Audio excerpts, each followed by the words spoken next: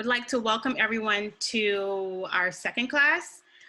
The first class, if you missed it, is also posted on YouTube, so you can go back and watch it and kind of get the basic foundation of what sewing seed is all about, helping you learn to sew, and also just helping you learn to make your own clothes, of course, but also to be a witness to your friends and family and your neighbors and everybody that you come in contact with, so that they'll know that whose we are and who we are. So this class is specifically about learning how to hand sew. Before we had electricity, before we had all this technology and all this wonderful equipment, we used to use our hands. You talk to your granny, your great granny, or somebody that is older than you, much older than you, they never really had the type of equipment that we have now. And so we're gonna learn how to go back to the basics on how to learn to use what we have, which is needle and thread, and just going back to the basics. So what you definitely would need to have is really like the basics. Like I said, you don't need a sewing machine, you don't need a serger, you don't even need electricity to do this technique, and it's perfect. So you need needle, of course, thread, you need a thimble, you need scissors, fabric, and patience. And when I say patience, I mean a lot of patience, because all of the stitchings that you look at your fabric or your clothes, your garment, and you inspect it, all of that sewing, that needlework, even the buttons, a lot of times is done with a machine. And we know machines are like quick, and they get the job done so quickly, and sometimes not as effective as using your hand. And what I noticed for myself as a seamstress, when I do sew, sometimes the machine doesn't do a good enough job. And then I have to go in with my hand and then correct certain things or perfect it. And a lot of times you can't necessarily do that with a sewing machine.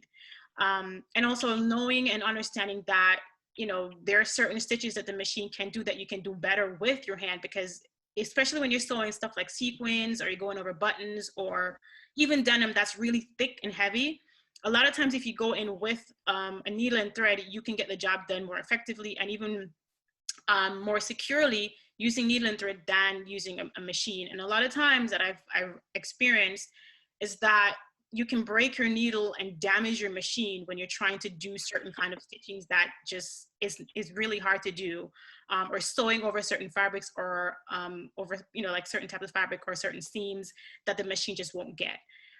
If you're trying to secure fabrics that's really bulky, the presser foot, which we're going to go into sewing machines next class, so you'll know what that is, it only go a certain height, and it will only sew a certain thickness. So when you're using needle and thread, you have the world at your fingertips, you can do pretty much anything. So when I say patience, you're going to need a lot of patience, and I'm going to show you why. So I really do hope you had the time to secure some of these things, some of the things that I talked about, the equipment that you might need in the last class, which are like needle, thread, thimbles, pins. And if you don't know, the thimble is the little metal thing in the frame that goes over your fingertips when you're sewing, so that you don't prick yourself. I don't use a thimble because, like I said, I had thick skin. And you're just gonna get used to it, or you just get so good at sewing with a needle that you don't end up pricking yourself, but it's bound to happen at some point. So I hope you're not squirmish and afraid of blood. All right, so now we're gonna go into the different kinds of stitches and their uses. So we're gonna learn how to knot a needle. There are many ways that I was taught, but honestly, you're still gonna go back to just rolling it over your fingertips and creating a knot at the end of the needle. So we're gonna learn how to knot the needle, and then there are several types of stitches that primarily, if you know how to master these, you can sew any garment, you can make any you can make any, what's the word? You can make any, restoration to a garment, you can fix any damages or anything if you know how to master these stitches. So the first one is called a running stitch, which is like a basting stitch. You have the running back stitch. You have the back stitch, which is like the machine stitch, is one of the most secure ones. And I'm gonna show you like what all of these look like in a minute. We have the spaced back stitch, which are good for seams and top stitching. We have the whip stitch. It's kind of like a felling stitch, which you can use for like doing hems. stem stitch, the buttonhole, and the blankets, which are very, very similar, but we're gonna do like a demonstration or activity to show you that they're not necessarily the same. How to hem and how to do invisible stitches. And one of the main things that I noticed that whenever I do, not restorations, but what's the word, fixes for other people, mending garments or whatnot, most of the times it's rips, it's hems, it's stitchings being undone, and they just don't understand or know how to reinforce the garment without using a sewing machine, because they don't have a sewing machine or they just don't know how.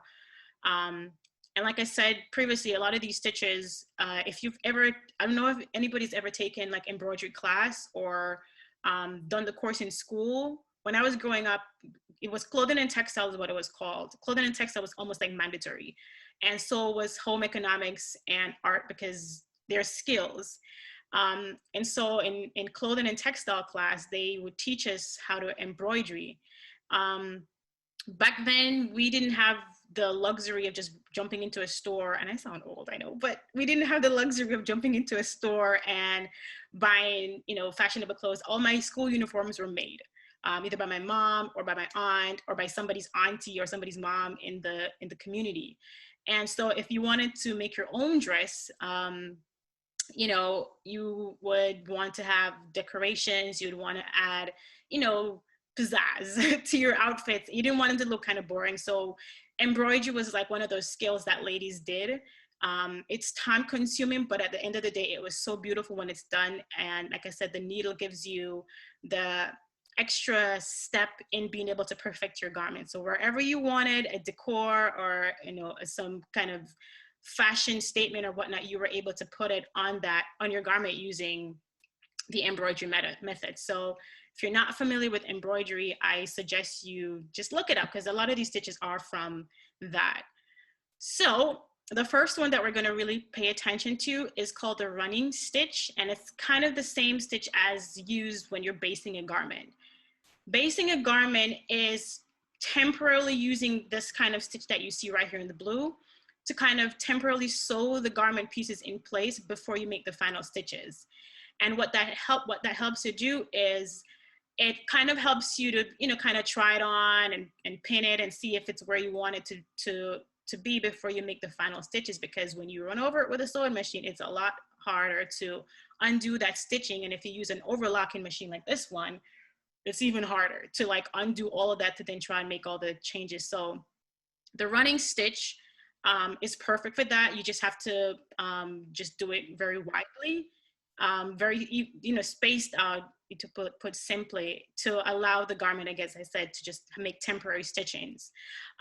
This stitch is, as I said, a basic stitch in which the needle and thread run over and under small portions of fabric at regular intervals to form a straight or curving broken line. It's using gathering, basting, as I said, darning, quilting, embroidery, etc.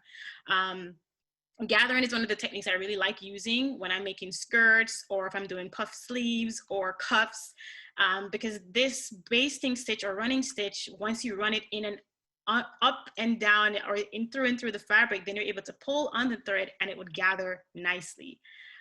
So this stitch is perfect for that. And if you know how to master this stitch, you can use it to, as I like to use it to make quick, fixes on my garment if something is broken, or to hem. You can use it to hem as well.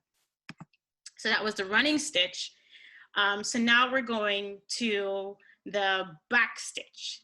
Back stitch is one of my favorites, and maybe my favorite stitch of all of them, because not only is this stitch the strongest of all the stitches that you can do by hand, but it mimics the sewing machine. And if you look at the diagram to the left, you see how closely it resembles a sewing machine. And this is exactly why this stitch is the strongest stitch that you can do by hand once it's mastered. So the stitch is sewn 1 stitch length back on the front side and 2 stitch lengths forward on the reverse side to form a solid line of stitch on both sides. And I hope my diagram kind of does a good example of explaining it. So A, B, C, D. So you'll start at A and you'll make a stitch to B. Then you go back to A and go to C. Then you go back to B and go to D. Then you go back to C and go to E. Does that make sense? So you're going back over each stitch that you just created to kind of reinforce it. And this, it's like a 19th century type of hand stitching, but the ladies used to do it so neatly. When they're done, it looked like it was sewn by a sewing machine. And they would do it like a millimeter spaced out, so it was so neatly done. And this kind of stitch is used for like seams, when you're joining two pieces of fabric together, when you're sewing on your sleeves or cuffs, or just any garment that you do not want to be ripped off easily. So as I said, this stitch is the strongest stitch that anyone could do on a garment, and it's my favorite one. So moving along, the next stitch is the running back stitch. So the running back stitch is a variation of the running stitch, but with each pass of the needle and thread doubles back on itself. So instead of doing it on every stitch, like the back stitch, the running back stitch is a running stitch, but occasionally going back to reinforce. Does it make sense? So it's going forward with the running stitch and then occasionally going back to reinforce. So this kind of stitch is perfect for seams where it doesn't get a lot of pulling, or, you know, like if you're making a skirt and you're putting two seams at the sides with pockets and stuff, so you don't need a lot of reinforcement. The back stitch, however, is perfect for if you're making a seam at the waist, for the cuffs, for pleats in the back, because those areas get a lot of pull, they get a lot of tug. So you want to make sure that if you're pulling on a garment, that it does not come apart. And that's why those Victorian dresses were so beautifully made, because they took the time and they sat there and they made all these little tiny back stitch, so their garments were strong. And that's why today you'll find some of those old Victorian dresses that are still in good condition, because they sewed them so well with the needle and thread. I see some stuff going on in the chat. Hello, welcome to everyone that's joining. Right now we are talking about the running back stitch. Again, this meeting is being recorded, so that if you missed the first part of it, you can go back and watch it, or if I was moving too quickly, you can always go back and pause. Once again, these classes are free, so that, you know, I can help you to get to where you need to get to in order for you to start making your own garments. But of course, donations are welcome. My email is on the flyer, so that if the Lord does move on your heart and you do want to make a donation, you are more than welcome to do so. So welcome again. And the next stitch that we are going to look at is called the stem stitch. Now, the stem stitch, it's used for forming a continuous line of long overlapped stitches, typically used to represent narrow stems. And it's called a stem stitch because whenever they used to do a lot of embroidery, this one, as you can see on the left, makes a very nice looking vine. So when you're doing flowers or pretty vines or whatnot, the stem stitch was quick, it was easy, and it gave the illusion that it was a vine or a stem from a plant. This stitch creates a thin line and can be used to outline embroidered shapes to form a flower, as I said, and plant stems in a variety of other applications. The stem stitch is also one of my favorites when it comes to making men's and garments. If your hem has pulled out and you're trying to reinforce your hem, the stem stitch is one of those stitches that just comes in handy at all times. So the stem stitch. So again, welcome to everyone that's coming on. I'm asking to please, if you could just mute your phone or your device when you get on. Thank you very much. All right, now continuing. So the next stitch that we're going to look at is called a whip stitch. Now, this for me is a looser variety of the stem stitch. This stitch is used to sew with stitches passing over an edge in joining, finishing, or gathering. I would not particularly suggest that you use a whip stitch when you're doing gathers, because sometimes how the stitch goes in.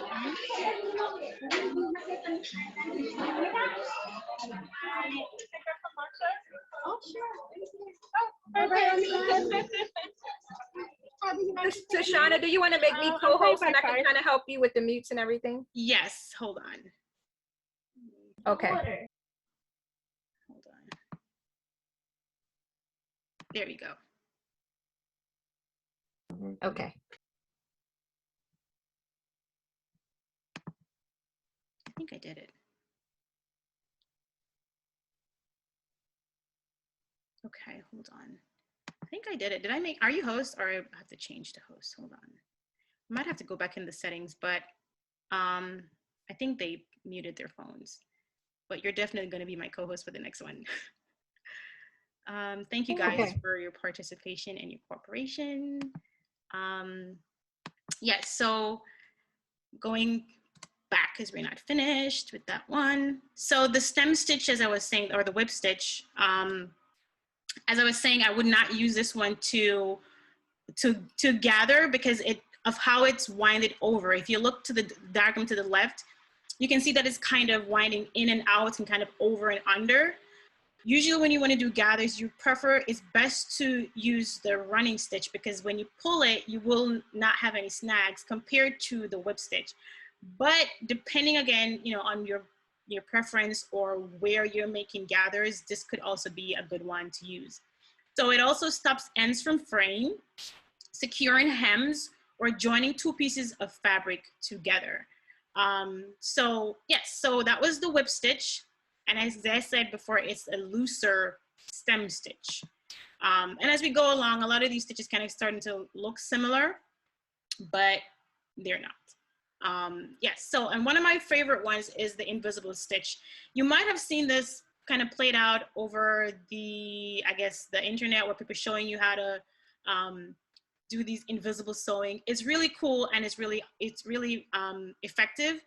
It's called, again, the ladder stitch. So it's a blind stitch, and sewing is a method of joining, sorry, that's not the right word, but the invisible stitch is a method of joining two pieces of fabric so that the stitch thread is invisible or nearly invisible, right? So it's called the blind stitch or blind stitching.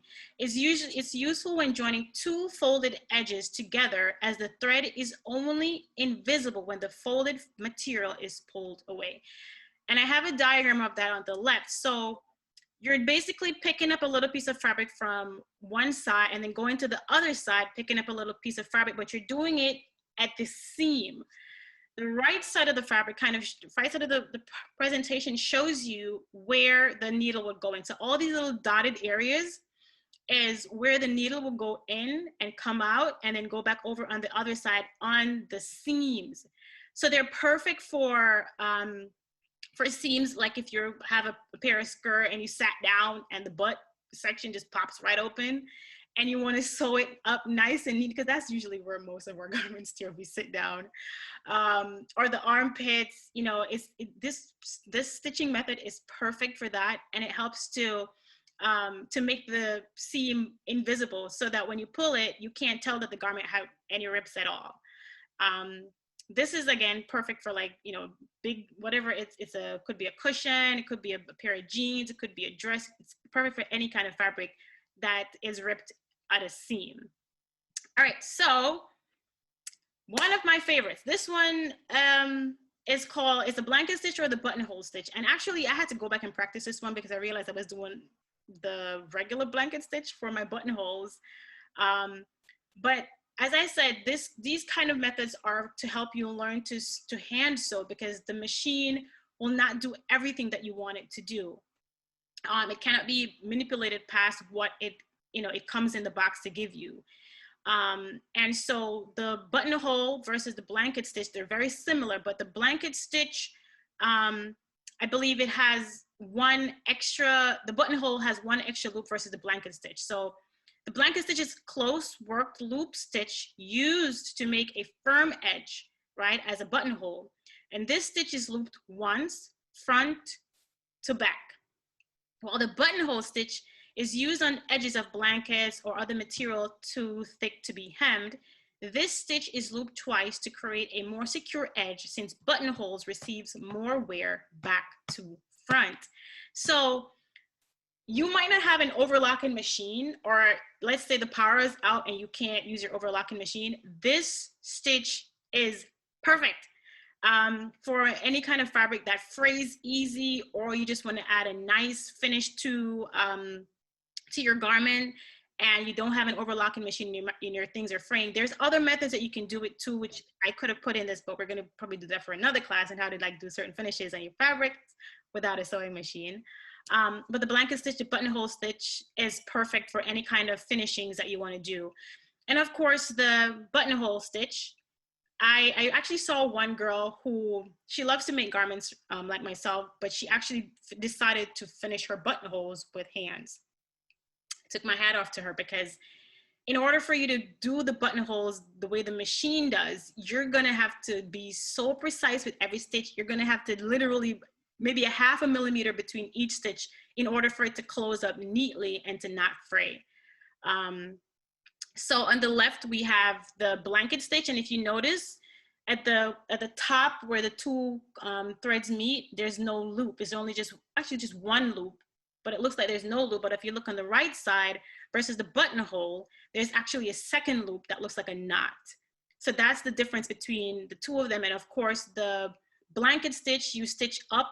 So the needle's going up on the edge, while the buttonhole stitch goes down, and then it comes up and create a second loop. So you can look these up, look at videos and see how specifically they're done.